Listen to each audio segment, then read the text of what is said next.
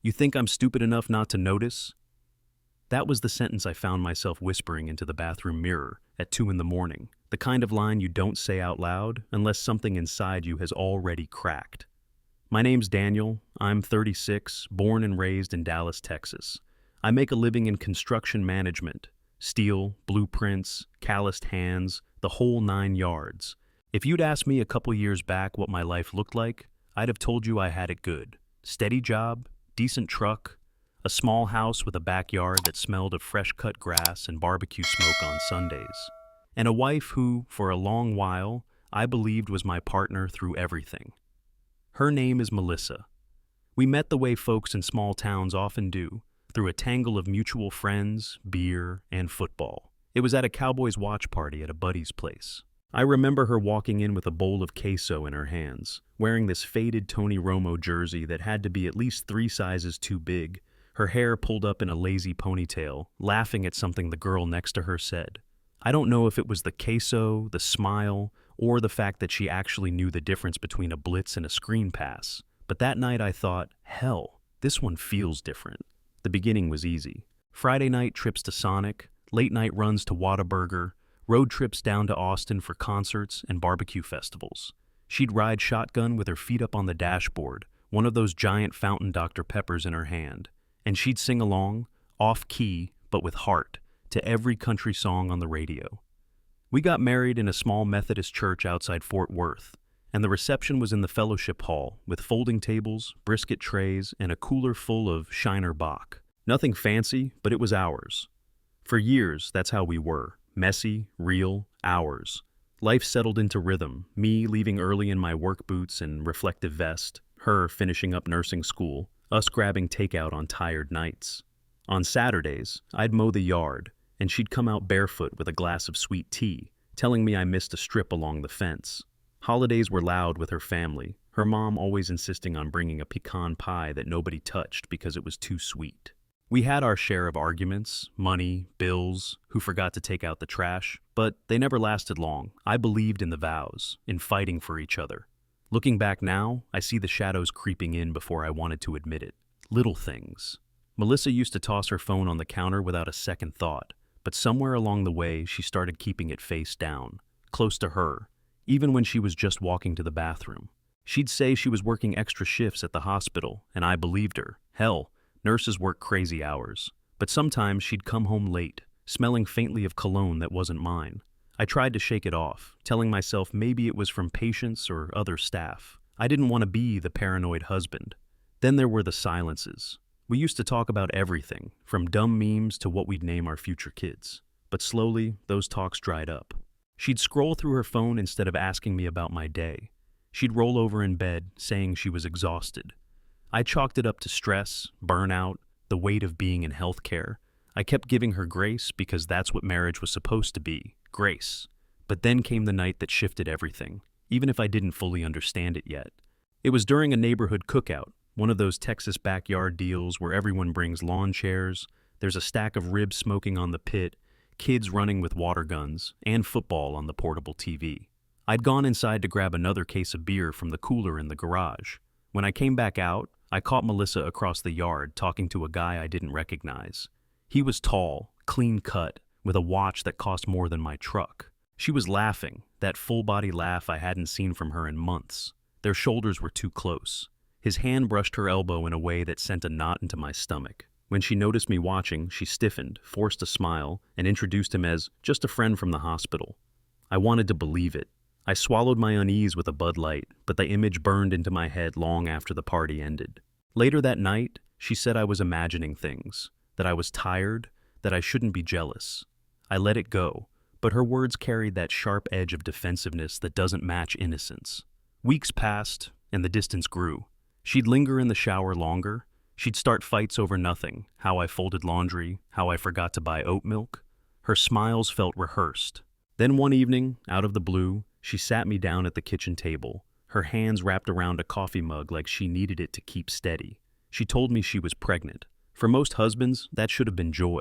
For me, it was a thunderclap of confusion. See, we'd been trying for nearly a year with no luck. Doctors had hinted that my chances weren't great. We'd even talked about fertility specialists. And now suddenly, without any treatments, she was pregnant? I forced myself to smile, to say the right words, to hug her. But inside, alarm screamed. Something didn't add up. That night, as she slept soundly beside me, I lay awake staring at the ceiling fan, hearing it click with every rotation like a metronome counting down to something I wasn't ready for. I thought of the man at the cookout. I thought of the late nights, the hidden phone, the cologne. Doubt, once planted, grew like wildfire. Still, I tried to push it down. I told myself miracles happen. I told myself maybe the doctors were wrong about me. I went through the motions, rubbing her back when she felt sick, running to Walmart for crackers and ginger ale, pretending excitement when she showed me baby name lists on Pinterest. Outwardly, I was the supportive husband. Inwardly, I felt like I was standing on a fault line, waiting for the earth to split. The first real crack came when I overheard her on the phone one evening. She was in the living room, her voice hushed. I was in the hallway, out of sight. She said something like, "Don't worry, he suspects nothing." My chest went cold. I stepped forward to catch more, but she ended the call as soon as she heard my boots creak on the hardwood. She glanced at me, wide-eyed, and said it was just a patient. The excuse was too quick, too pat. I wanted to confront her right then, but fear held me back. Fear of being wrong, fear of blowing up my marriage, fear of admitting what I already knew deep down. So, I swallowed it. But from that moment, I wasn't blind anymore. I started watching, listening, cataloging every inconsistency like an investigator gathering evidence. I told myself, if the truth is out there, I'll find it. The night that sealed my resolve was a Wednesday, storm clouds rolling over Dallas, thunder rattling the windows. Melissa came home late again, her scrubs wrinkled, hair damp from rain. She looked at me with a half smile, said she was tired, and went straight to bed. I sat alone in the living room, ESPN murmuring in the background, a half-finished beer sweating on the coffee table. The house smelled faintly of her shampoo, but underneath it, I swore I caught that same cologne from months ago. I leaned back in my recliner, heart pounding, and realized I couldn't lie to myself anymore. Something was rotten at the core of our marriage, and this pregnancy wasn't the blessing she wanted me to believe. And that's when I knew. The storm outside was nothing compared to the one about to break inside our home. The morning after that storm, I drove to work with the radio low, the wipers dragging across a windshield still smeared with rain. I couldn't focus on construction schedules or contractor calls. My mind was locked on Melissa's hushed phone voice. Those words, "He suspects nothing." I told myself it might have been paranoia, but the more I replayed the scene, the more it felt like a confession, hidden in plain sight. For the first time in my marriage, I found myself thinking like a detective instead of a husband. At lunch, I pulled into a Whataburger parking lot, ordered a patty melt I couldn't taste, and stared at my phone. I'd never snooped before, always figured trust was the bedrock of marriage, but now trust felt like a luxury I couldn't afford. I opened our shared AT&T account. Melissa had always insisted on handling the bills, but I still had login info. The call log stretched long, late-night numbers I didn't recognize, repeated over and over. One number in particular showed up almost every evening she claimed she was working overtime. I copied it down, my hands trembling, grease from untouched fries pooling on the table. That weekend, she said she had an extra shift. I kissed her goodbye at the door, then waited 15 minutes before grabbing my keys. I tailed her in my old Ford, headlights off when I could. My heart pounded with every turn. Instead of heading toward the hospital, she veered off toward uptown Dallas, where neon signs lit up bars and restaurants. She parked near a steakhouse, and I watched, knuckles white against the steering wheel, as he appeared, the same man from the cookout, tall, polished, watch flashing under streetlights. They hugged quickly, like two people who'd practiced being discreet. They walked inside together. I sat there for nearly 2 hours, watching rain drip down my windshield until they finally emerged. Her arm brushed against his, her laugh spilling out into the night air, clear as a bell through my cracked window. They didn't kiss, not in public, but they didn't have to. The way they leaned toward each other screamed intimacy. She climbed into his BMW, leaving her car behind. They drove off. My hands shook so hard I could barely start my truck. That night, when she got home around 2 a.m., I pretended to be asleep. She slid into bed smelling faintly of bourbon and perfume she never wore around me. I lay still, my chest burning, while she scrolled through her phone before finally setting it face down on the nightstand. My mind screamed, "That's not my child she's carrying." The next few days were a blur. At work, blueprints swam in front of my eyes. At home, I played the dutiful husband, rubbing her back when nausea hit, making her grilled cheese when she said she couldn't stomach anything else. All the while, I kept investigating. I pulled receipts from the trash, one for a hotel off I-35, dated on a night she'd told me she had a double shift. Another was a charge from his favorite steakhouse. She didn't even bother hiding them carefully. I bought a small spiral notebook from Walmart and started logging everything. Dates, times, receipts, even the mileage on her car. It felt insane, obsessive, but I needed hard proof. My gut wasn't enough.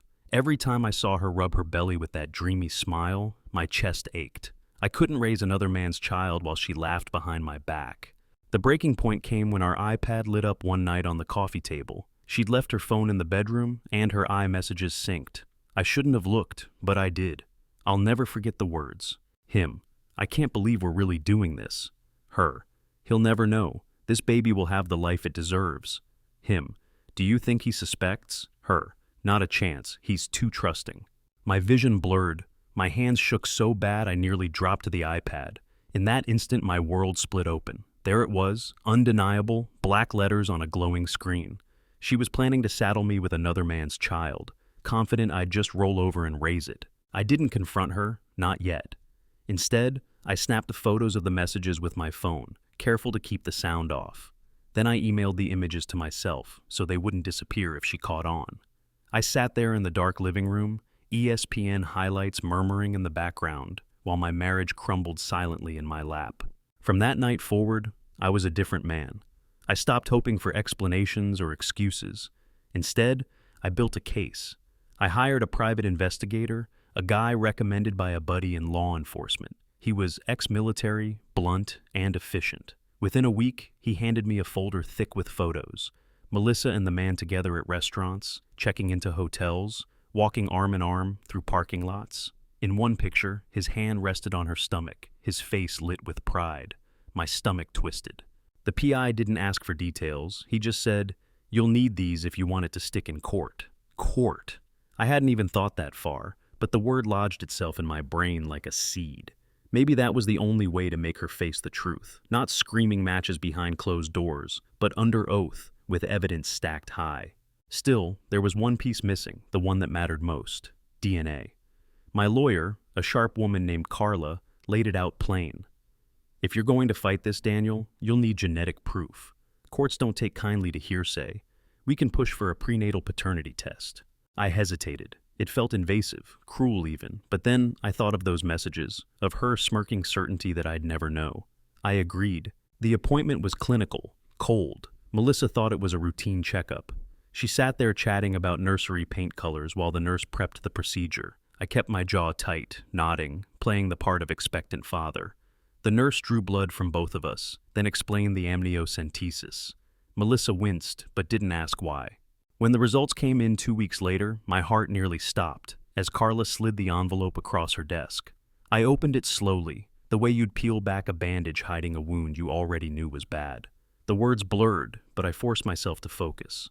Probability of paternity, %. 0. Not a maybe, not a chance, 0. I sat there, staring at those 3 letters, until Carla finally said, "This is your smoking gun. She can't spin out of this." That night, I drove home in silence. Melissa greeted me at the door, smiling, wearing one of my old sweatshirts. She kissed my cheek, asked if I wanted spaghetti.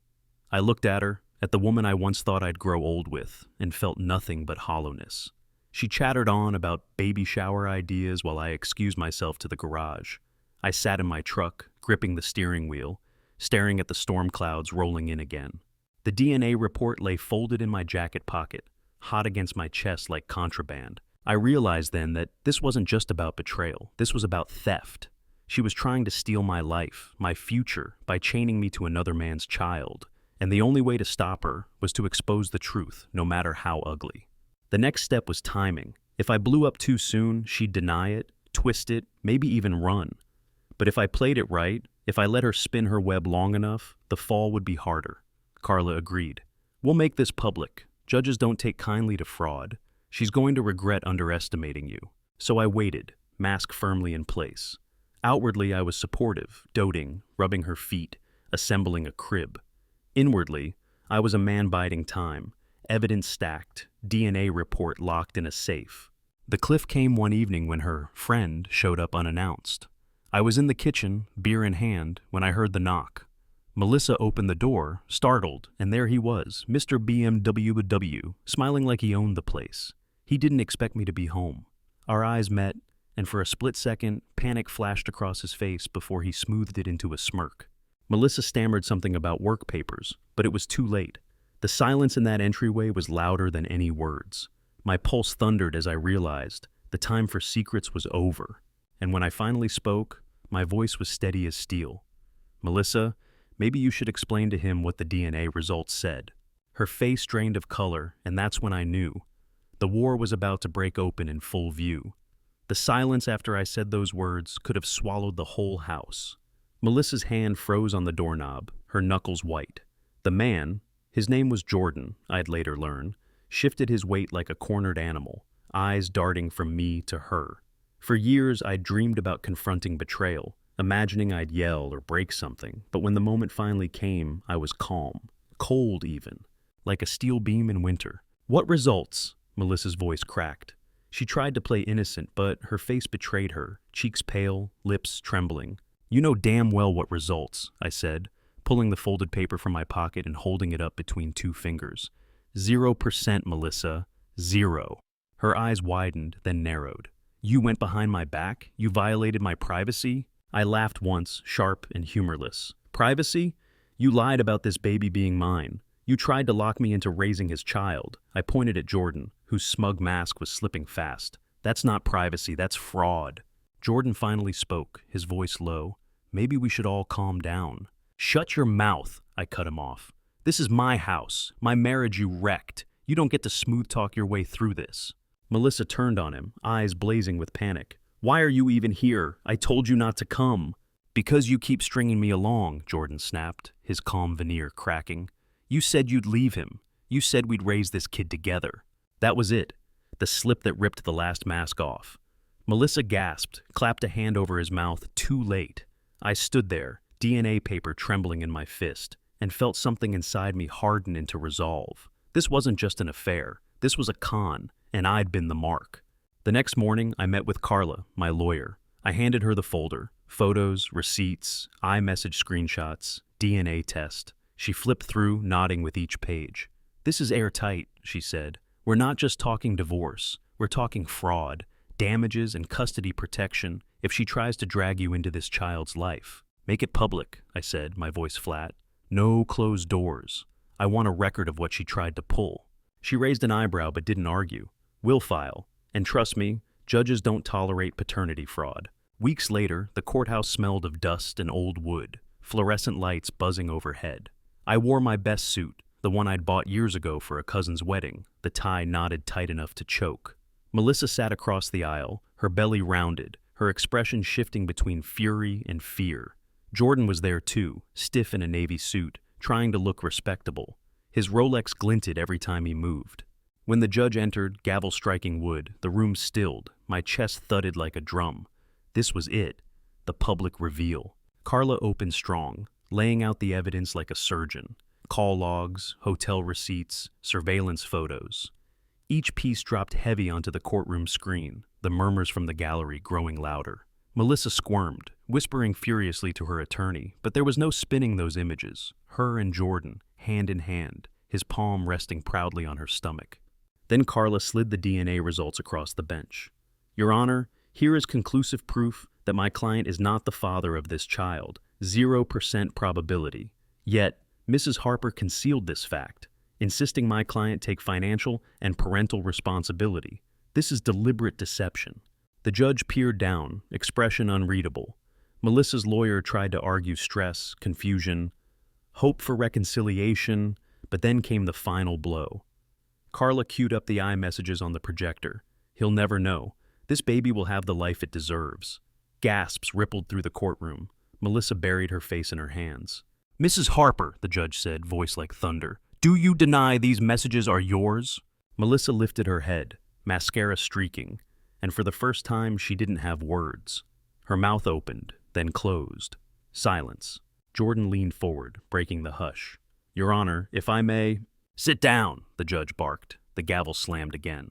That was the humiliation moment. Not my shouting, not revenge plotted in the shadows, just truth, stripped bare under courtroom lights. Every eye on her, every gasp echoing the collapse of her carefully built lies. When it was my turn to speak, I stood, my voice steady. "Your Honor, I took vows to love and honor my wife. I believed her when she said this child was mine. I bought cribs, I rubbed her back when she was sick, and all along she and this man conspired to make me raise a child that wasn't mine. I'm not here to hurt her. I'm here to protect myself, my future, from fraud. That's all." The judge nodded, then announced a recess. Gavel down, the room buzzed with whispers as people filed out. Reporters, local and nosy, already typing on their phones. Out in the hallway, Melissa caught up to me, her face streaked with tears. "Daniel, please," she begged, grabbing my sleeve. "We can fix this. We can still have a life. You don't understand. He doesn't love me. Not really. I need you." I pulled my arm free, staring at the woman I once thought was my forever. "You had a choice, Melissa, and you chose lies. There's no fixing that." She crumpled against the wall, sobbing. Jordan walked past, muttering something about lawyers and taking care of things privately. I didn't look at him. He wasn't my concern anymore. My fight wasn't with him. It was with the lie itself. When court reconvened, the judge's ruling was swift. Divorce granted. No spousal support due to fraudulent conduct. Custody rights denied to me, since DNA excluded me as the father. In one clean stroke, I was cut free. Melissa slumped in her chair as the gavel fell a final time. The sound echoed in my chest like a bell tolling the end of an era. But walking out of that courtroom, papers in hand, I didn't feel triumphant. I felt hollow, like I'd survived a wreck. People talk about revenge stories on Reddit, about public takedowns and dramatic victories. The reality is quieter. The reality is watching the person you once trusted most unravel under fluorescent lights, and realizing you don't even recognize them anymore. As I stepped into the sunlight, I inhaled the crisp Dallas air and knew one thing. My life, the life I thought I had, was over. But maybe, just maybe, that was a blessing in disguise. Still, the image of Melissa's face when the judge read the DNA results would follow me for years. That was the moment everything shattered. That was the sound of the truth exploding. And in that echo, I understood. The hardest part wasn't proving she betrayed me. The hardest part was figuring out what came next. Walking out of that courthouse should have felt like victory, but the truth was it felt more like leaving a battlefield. The papers in my hand were proof I'd won. Divorce granted, fraud exposed, no obligation to raise another man's child, but my chest was heavy. For 10 years, Melissa had been my whole life, my partner in every small American moment. Friday night pizza boxes on the couch, cheap motel rooms on road trips, early mornings with mismatched coffee mugs. That was gone now, swept away in one swing of a gavel. I spent the first few weeks after the divorce in a fog. The house felt cavernous without her voice, every room echoing memories I didn't ask for. I boxed up her things, scrubs, books, framed photos, and left them by the door for her brother to collect. I kept one photo, though, us at a Rangers game, both of us sunburned, beer in hand, grinning like fools. Not because I missed her, but because I needed a reminder of how convincing lies can look. Nights were the hardest. I'd sit on the back porch with a Bud Light sweating in my hand, cicadas buzzing in the humid Texas dark, ESPN murmuring from the living room. The neighbors didn't ask questions, though I caught them glancing when Melissa's car stopped showing up. In a town like ours, gossip runs faster than trucks down I-35. I knew the story was spreading. DNA test, courtroom drama, betrayal exposed. And honestly, I didn't care. Let it spread. Let it be a warning. But bitterness only carries a man so far. I started to rebuild, one small ritual at a time. Saturday mornings, instead of lying in bed listening to her get ready for extra shifts, I'd take my truck to the diner down the road. I'd sit at the counter with old men in John Deere caps, order black coffee and pancakes, and remember what it felt like to be myself. Sometimes the waitress, a kind woman named Ruth, would ask if I was okay. I'd just smile and say, better than yesterday. Work became my anchor. Long days on construction sites, the smell of concrete and sawdust, the clatter of steel beams, things that were solid, things that didn't lie. The guys on my crew didn't press for details, but they stood by me, cracking jokes when the silence got too heavy.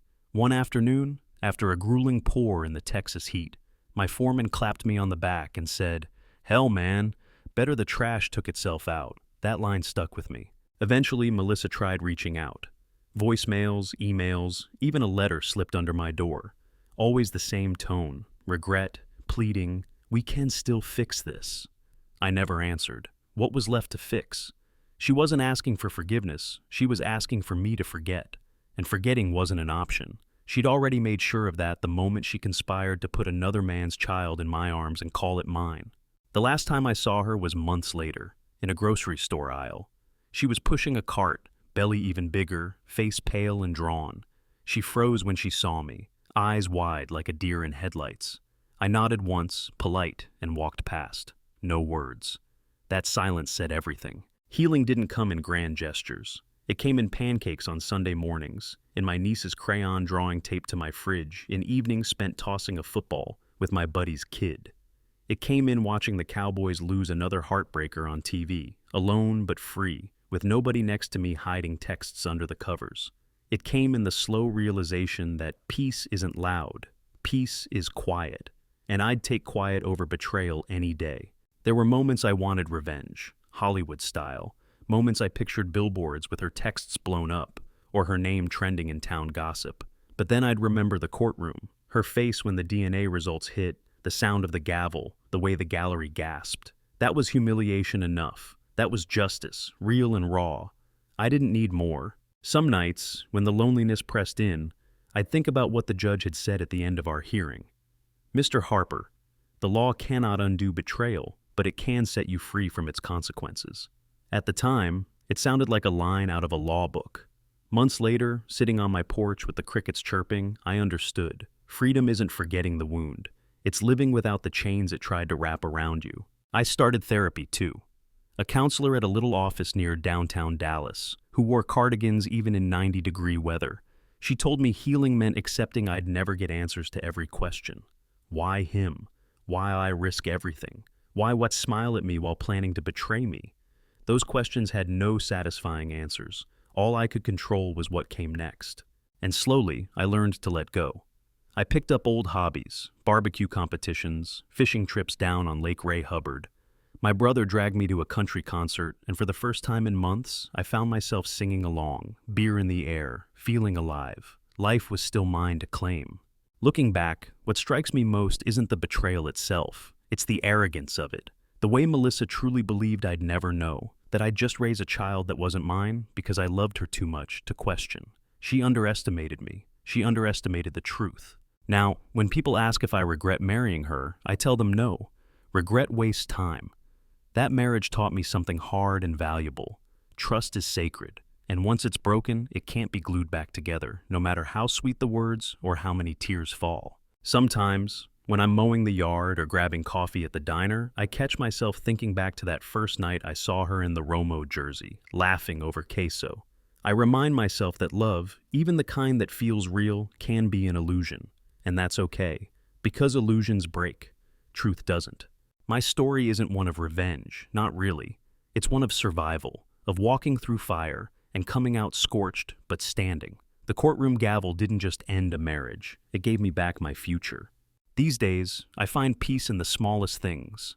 The hiss of bacon in a skillet on Saturday morning, the scratch of my niece's crayons across paper, the hum of the TV on a quiet night. It's not dramatic, not cinematic, but it's real, and real is enough. Sometimes, when I think about Melissa and the choices she made, I shake my head and smile bitterly, because the truth is simple, and it took me all this pain to learn it. Sometimes the trash takes itself out.